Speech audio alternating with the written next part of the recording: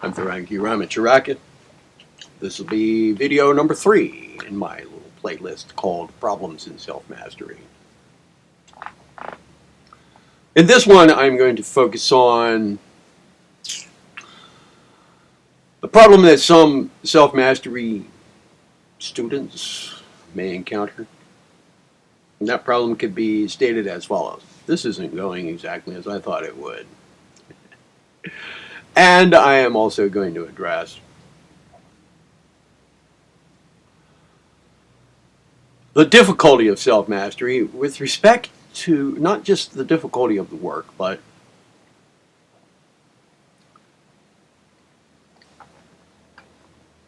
trying to make the material easy while also making it difficult. And the reasons for that.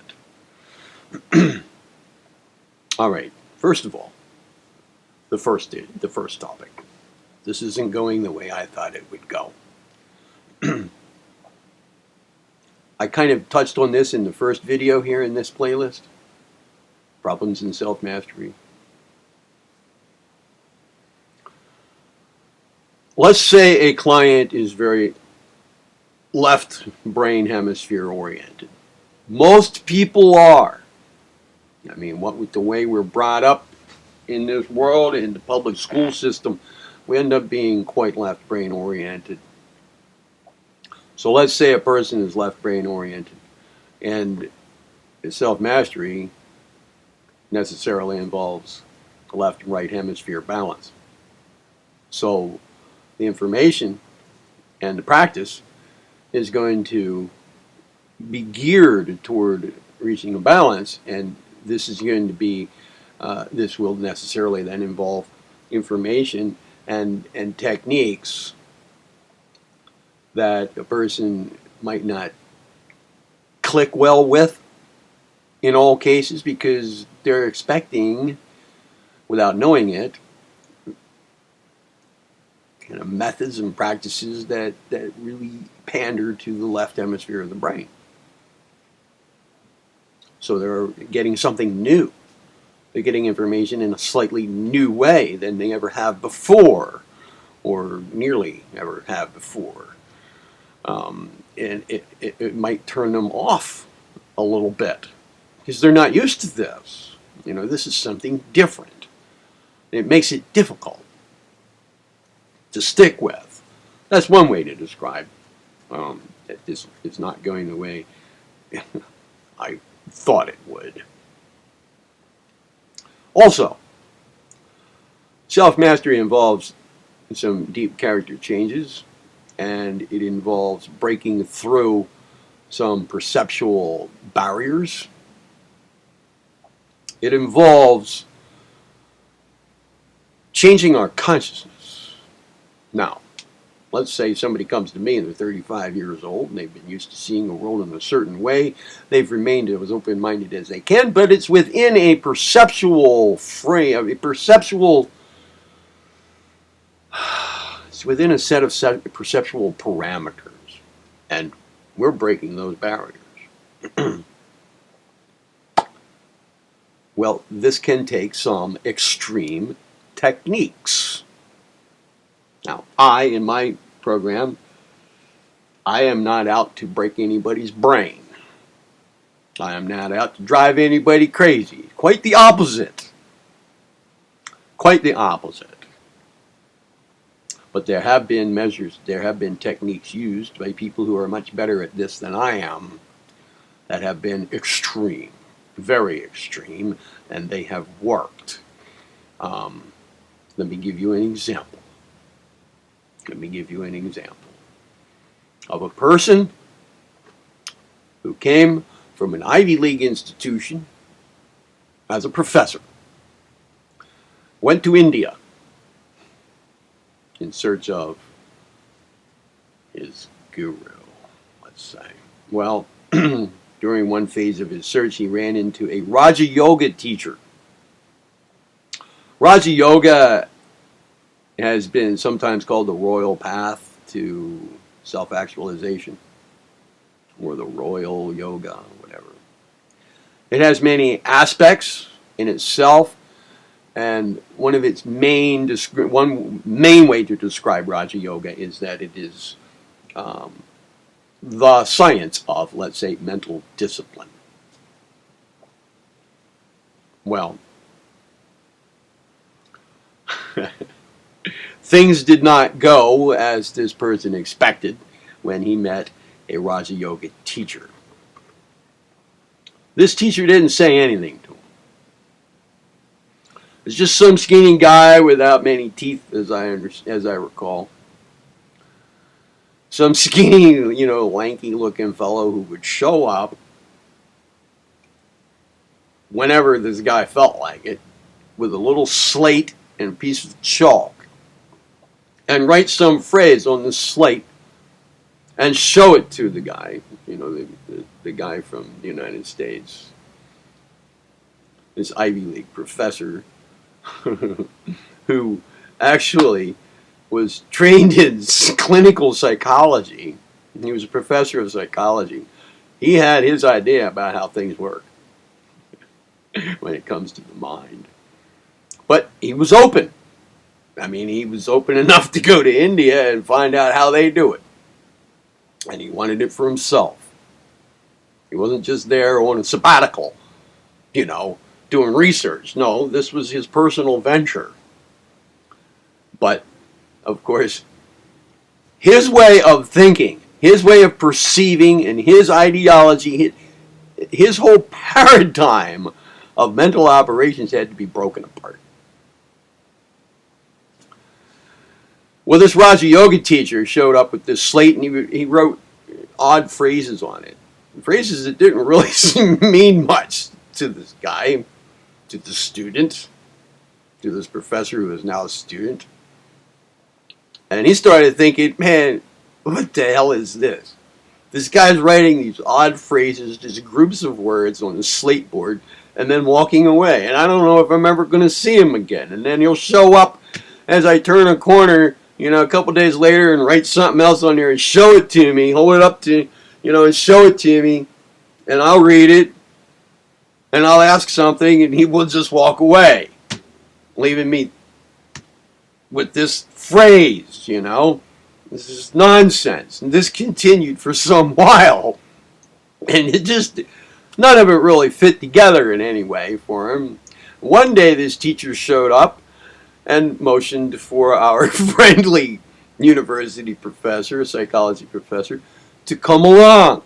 So he follows this guy out into the woods, pretty far from anything, and there in the middle of the woods in a little clearing stands a little box.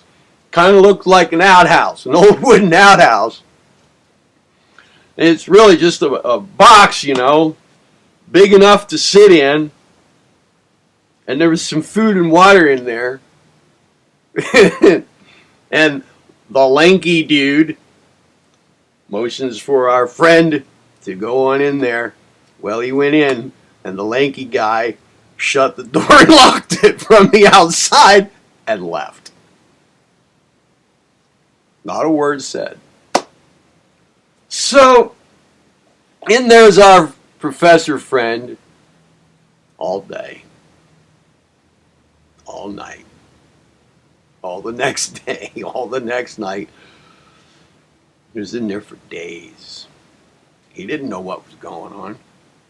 He didn't hear anybody outside. He tried yelling for a while. There was no answer. Nobody was around. He started to get scared. As you can imagine, he went through all sorts of mental states.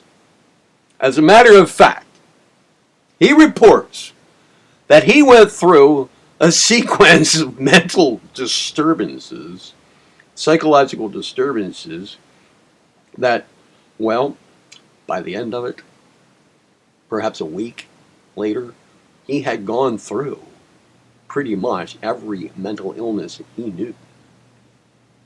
He experienced it. He totally broke down. As you can imagine. He went through depression, then he went through wild mood swings. He went through paranoia. He went through psychotic phases. I mean, it just completely all broke apart. And at the point at which he just mentally and emotionally, completely came to pieces. Utterly to pieces. His entire mental stability and emotional stability wiped out. In rushed. What do you think rushed in? All those things that were lying in his subconscious mind that this guy who locked him in there had been writing on that slate board. They now filled his mind. Filled his mind. And became the backbone, the structure around which his new mental stability and emotional stability and cognitive matrix, his way of perceiving things, his consciousness, reassembled around those phrases, and they all made sense because that's all that was left for him. And everything came back together in a whole new way, centered around the meanings of those phrases. He now understood them very clearly. And interestingly, he had made a huge step, and he knew it, a huge step toward much greater understanding of the cosmos, himself, his mind, how it works, and how to gain control over it. Because at that moment, the lanky dude approached and unlocked the door and let him out. He still didn't say anything, just let him out of the box. And to the best of my memory, they never saw each other again. But the method had worked. That's an extreme method. And I think our friend, the psychologist, would say, I didn't expect that. That's far different than what I expected. Well, I don't go to those extremes. But one problem that a client can encounter is that the training doesn't always go exactly as expected. Our friend from the Ivy League University, the psychology professor, is an extreme example of it not quite going the way you expect. I bring up that example just to make a point. A person can experience a little bit of difficulty with their training because it's not always going to go as expected. Excuse me. And another way that it won't go as expected has to do with the second thing I wanted to talk about here, that I am talking about here, the second topic, and that is making it easy for a client while also making it difficult. One of the difficulties with self-mastery in life is not knowing how in the world to do it. People used to say to me long ago things like, well, you need to learn how to just let things go. Or, you need to move on. You know, I know that this was a hard time for you in your life, but you need to move on. Well, such neat little maxims are neat little maxims, but they don't very much describe the how-to. They tell you the what, but they don't tell you the how-to. It used to be the case that people would say to me, you know, as I was a teenager, you need to take responsibility for yourself. Well, I understood what the words meant, but I didn't understand what in the world they were talking about. At another level, what? What do you mean? If I would ask, what do you mean? They'd look at me like I was being a wise ass and not tell me what they actually mean by that. Once I got that figured out, then my question would be, okay, but how? How do I do that? Tell me how. And once again, they'd look at me like I'm being a wise ass or like I'm just stupid. Same with things like, well, you need to move on. You know, you know, she wasn't the right girl for you anyway. You need to move on. Just pull yourself up by your bootstraps, for God's sake, boy, and move on. But they'd not tell me how you do that. How do you pull yourself up by your bootstraps? How do you do it? Similarly, with self-mastery, a person can be so confused, going to shrinks, going to counselors, taking psych meds and so forth. Well, the psych meds don't tell a person how to get control over their mind. The psychotherapists don't tell you. Neither do the counselors. They don't really tell you that. Oh, they'll discuss your weekly issues. They'll put you in a group session where you can listen to other people talk about their issues and how they worked through them. But still, the issues keep coming up. And when one issue is done with, there's another one. And some years can pass and still the person is wondering, is anybody ever going to step up to the plate here and tell me how to get control over my thoughts? There must be a simple formula. There must be a secret to it. Come on. Tell me how to do it. So, it can be difficult to figure this out, especially if you're in a position where you need to figure it out. You need to figure out how to figure it out. And how do you figure that out? You see what I'm getting at? You kind of need somebody to come along and say, hey, look, I can tell you how to do that. I mean, you could be sitting there wondering, do I first get control over my over things like getting up and walking across the room and pay attention to that? Or do I learn how to get control of my attention so that I can learn how to do other things better? Or what do I approach first? How do I approach it? What do I do? Should I try to get control over my anger problem? Well, I don't know how to do that.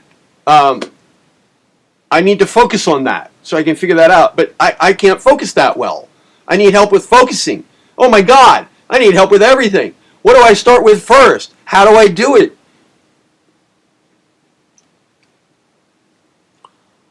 So it can be difficult to figure it out. And to figure out what order to do things in. What's going to work best, especially when you're confused. When you need some self-mastery. Figuring out how to go about it is not within your grasp.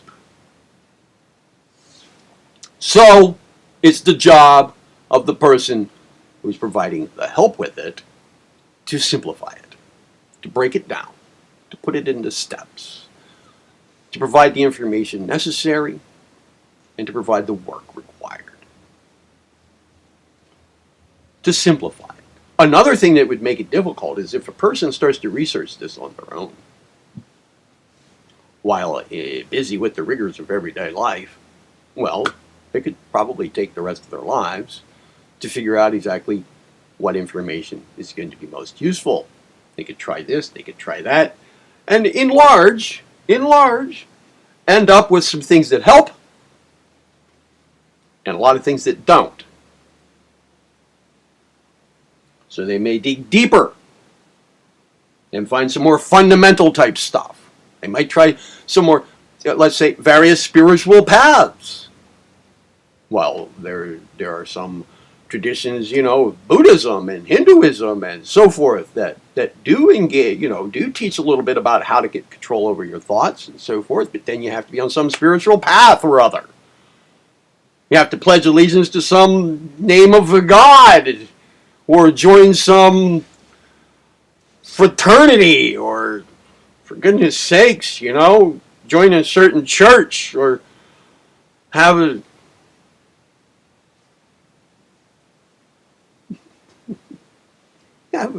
specific guru or some other one, or how do you find that type of person? It gets to the point where it can wear a person out just trying to figure out what information is going to be helpful, there's so much of it. So a person who is helping another along these lines needs to really come along with a program that's simplified, with a program that has taken the best from here and the best from there and put it into a cohesive and coherent program that is put forth in simple terms, with simple, easy to follow steps. Aha. But at the same time, should it just be handed out? Made easy? Yes, on one hand, it should be simplified. It should be simple. It should be easy to follow. But on the other hand, it must be made difficult. This is the problem. How do you do both at the same time? And how does the person who is going through the training deal with that? Well, how to deal with it is to simply follow the instructions. How to administer it is the more difficult thing. Why should it be difficult? Because self-mastery itself is difficult. Making it not so easy at every turn is part of self-mastery training. There are points at which the administrator, the guide, the teacher, whatever, the trainer needs to test the client to make sure that they're really serious about this. To test whether all that they've done up to this point has been effective.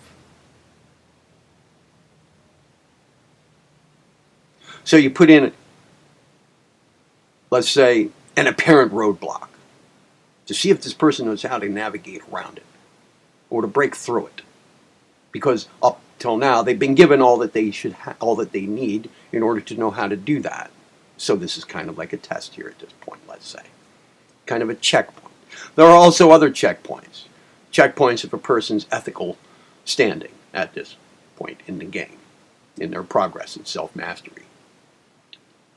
A person might have started out with a vague notion of cause and effect and how they use self-mastery is going to work with respect to cause and effect.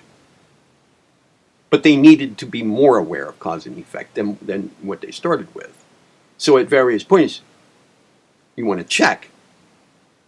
You're going to give them a test, let's say, of what they're going to do with their self-mastery training. How are they going to be using it? Put them to the test. Give them something difficult. Give them something, you've got to work this stuff out very carefully to see how they're going to react, see how they're going to respond, to see where they stand with their ethicalness. Because, quite honestly, the tools of self-mastery at some point are going to become a dual-edged sword. They can be used in such a manner that they can be very destructive or very constructive, one or the other. And as a person goes in their own self-mastery, because what they are doing is their own doing, they are creating the results. They are becoming more and more responsible for their thoughts and their emotions and their actions than they were before, because they are getting more control over them. So they're becoming more responsible. And the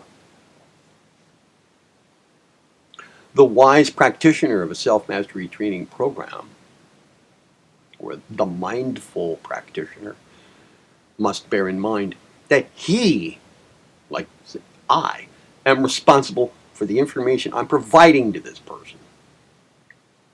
That person is responsible for what they're doing with it. So I must check to make sure at various points that my client has not gone astray with respect to their ethical application of what material I'm providing them. It becomes like a dual-edged sword, some of this, you know. If you develop ironclad willpower and laser-focused concentration, the powers of the mind are incredible. Gaining mastery over this stuff, over these things, can be dangerous to the person gaining control over themselves and other people. But built into the self-mastery training program should be increasing awareness of how this all works and why it must go in a one direction as opposed to another. But tests must be given to make sure that that's what's happening. And besides, it's been a long tradition that such training, bona fide training, has its steps of initiation all along the way.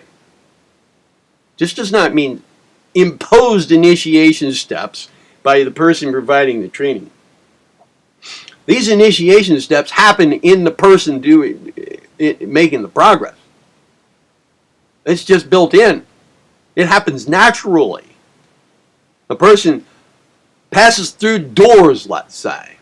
Doors of conscious awareness, levels of understanding,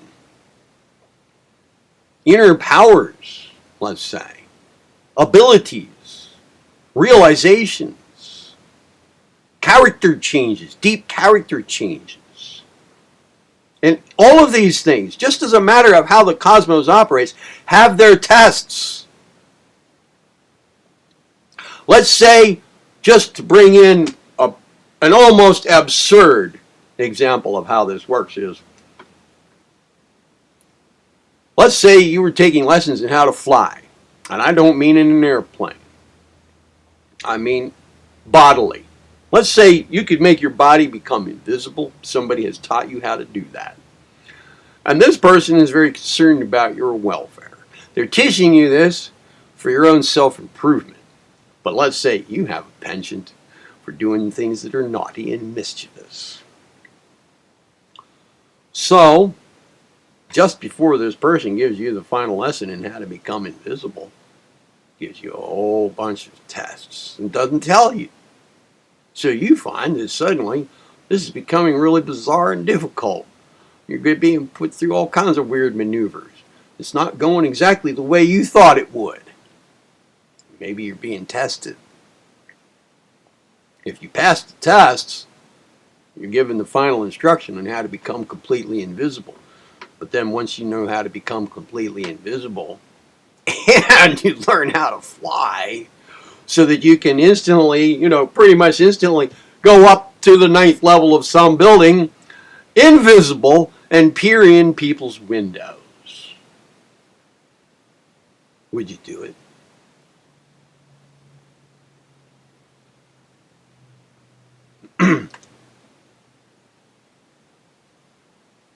Or would you restrain yourself from invading people's privacy in such a manner, even though you're never going to get caught, and use your newfound abilities to be of assistance to others in ways that they'll never know, in accordance with some, let's say, intuitive feeling you have about what universal will would have you do. The person who just taught you how to become invisible and perhaps how to fly is going to put you through the tests, provide you with situations in which you could go the wrong way. There will be tests, even if this person who is administering the self-mastery, invisibility, flight ability training to you doesn't provide them himself. The universe will provide them. There will be tests. There will be great tests. With each new level of progress, there will be greater tests. They will just happen. We could label these problems in self-mastery, but they're not really problems. They are the way it has to go. They are benchmarks of progress. Self-mastery training is difficult.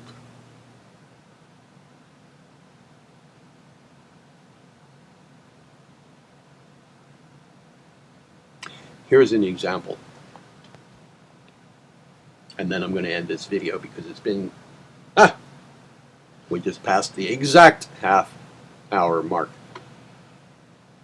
There was a spinal breathing technique, a simple one. I won't say what it is here, but it's a simple one. It has to do with, it's a Kundalini yoga type thing, but it's one that has no chance of dangers involved, you know. No danger of rising of the Kundalini too fast, let's put it that way, or before you're ready for it. It's an easy, simple thing to do, and if done every day for a long period of time, things can happen. Let's say weird entities could appear on the screen of your consciousness and stare you right in the face, and they can be very scary. This could happen. There's no guarantee that it will, but it could. The instructions say, the instructions to go with this spinal breathing technique say, any phenomena that occur, ignore it. Focus only on the technique. Any phenomena that result from it, ignore. Focus your attention back on exactly what you're doing so you can see. It's also a very, very powerful attention training technique because some of these things that could happen could be very distracting. And let's say you experience the ability, you suddenly experience the ability to seemingly fly out of your body, and it feels wonderful. But the instructions say, focus only on the technique, not on any of its results. So what do?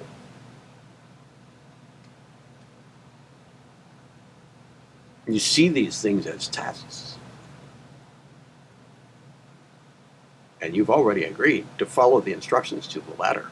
The instructions do not say, get scared at these entities, stop doing the technique immediately, or go ahead, experience flying out of your body, have fun with it. No.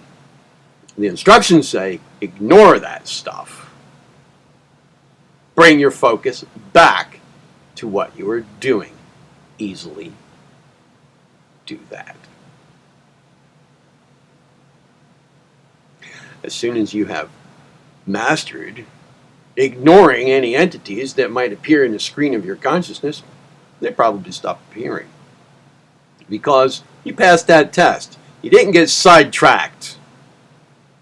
The goal of such a spinal breathing technique is not to experience entities appearing in the screen of your consciousness or the ability to seemingly fly out of your body.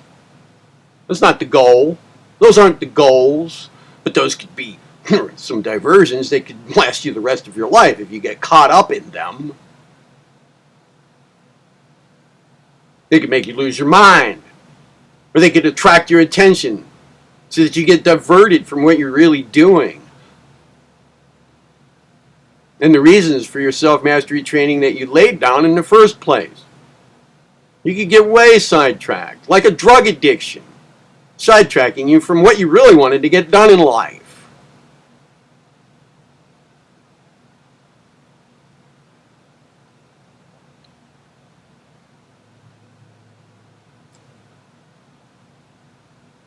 These are some of the kinds of problems that can occur in self-mastery. Well, there will be tests. And it might not always go exactly as you thought. I'm Theron Ramacharaka. Be well.